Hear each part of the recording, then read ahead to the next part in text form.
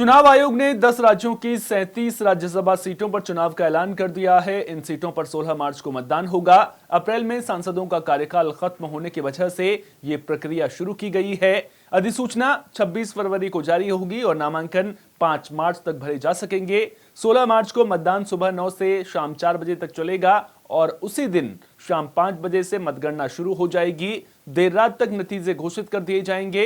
सबसे ज्यादा महाराष्ट्र से 7 सीटें खाली हो रही हैं। इसके अलावा तमिलनाडु, बिहार और पश्चिम बंगाल से 5-5 सीटें खाली होंगी। ओडिशा से 4 और असम से 3 सीटों पर चुनाव होंगे। हरियाणा, छत्तीसगढ़ और तेलंगाना से 2-2 सीटें, जबकि हिमाचल प्रदेश से 1 सीट पर मतदान होगा।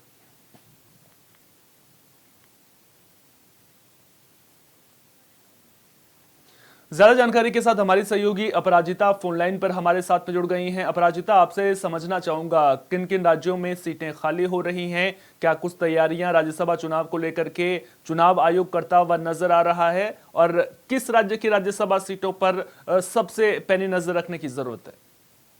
बिल्कुल, देखिए सुमन, सबसे बड़ी बात ये है कि आपने पहले पूछा कि किन किन राज्यों में ये कितनी सीटों पर चुनाव होगा। तो तमिलनाडु में 5 सीटों पर बात की जा रही है चुनाव की, बिहार में 5 सीटें, पश्चिम बंगाल में भी 5 सीटें, उड़ीसा में 4 सीटें, असम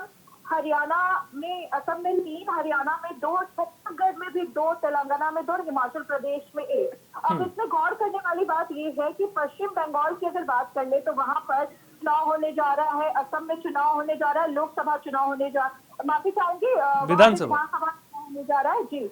तो उसको मद्देनजर रखते हुए जिस तरीके से भी चुनाव आयोग ने एक बड़ा फैसला लिया है, ये वास्तव में एक बड़ा फैसला माना जा रहा है, क्योंकि भारत का चुनाव आयोग जो है वो 10 राज्यों की 37 राज्यसभा सीटों पर चुनाव का ऐलान कर रहा है और 16 मार्च को ये मतदान होगा। लेकिन सवाल ये है कि अचानक ये चुनाव क्यों कराए जा रहे हैं? तो इसके पीछे यही बताया जा रहा है कि अप्रैल महीने में कई राज्यसभा सांसदों का कार्यकाल खत्म हो रहा है और इसी वजह से खाली होने वाली सीटों के लिए चुनाव प्रक्रिया जो है वो शुरू की गई है, जिसकी पूरी टाइमलाइन जो है वो बताई गई है कि 26 फरवरी को चुनाव की अधिसूचना जारी की जाएगी। 5 मार्च तक उम्मीदवार का नामांकन दाखिल कर सकेंगे और 16 मार्च को मतदान होगा और उसी दिन शाम 5 बजे से मतगणना शुरू होगी और देर रात तक नतीजे आएंगे।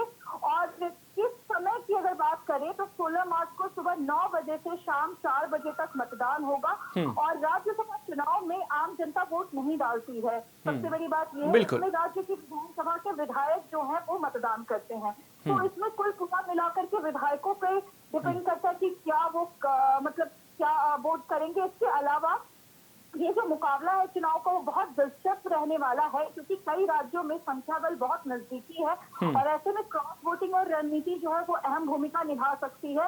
और स्पेशली जैसा मैंने जोड़ दिया है कि बंगाल और पश्चिम बंगाल और असम के चुनाव होने जा रहे हैं, तो वो काफी दिलचस्प माना जा रहा है, स्पेशली बीजेपी के लिए, क्योंकि लगातार बीजेपी वहां पर जो है बंगाल में कोशिश कर रही है कि वो वहां पे अपने पैर पसार सके। और इसमें जो जनता है उनकी अगर बात करें तो जनता के लिए सीधे तौर पे मतलब यही है कि अप्रैल के बाद राज्यसभा का समीकरण बदलने वाला है, जिससे आने वाले समय में कानून और नीतियों पर असर देखने को मिल सकता है। तो इसके बाद 2 चीजें तय होंगी, एक तो ये राज्यसभा के चुनाव का जो होना है वो होगा, उसके अलावा जिन 5 राज्यों में चुनाव होने जा रहा है उस पर भी इसका बहुत प्रभाव देखने को मिल सकता है। जनता के भी जो है वो मत बदल सकते हैं। तो ये देखने वाली बात है कि कितना दिलचस्प होने जाएगा जनता की भी नजर से और पूरे देश की अगर बात करें तो उन सबको मद्देनजर रखते हुए। जी सॉन्ग ठीक है अपराजिता, आप नजर बनाए रखिए। बहुत बहुत शुक्रिया तमाम जानकारी साझा करने के लिए।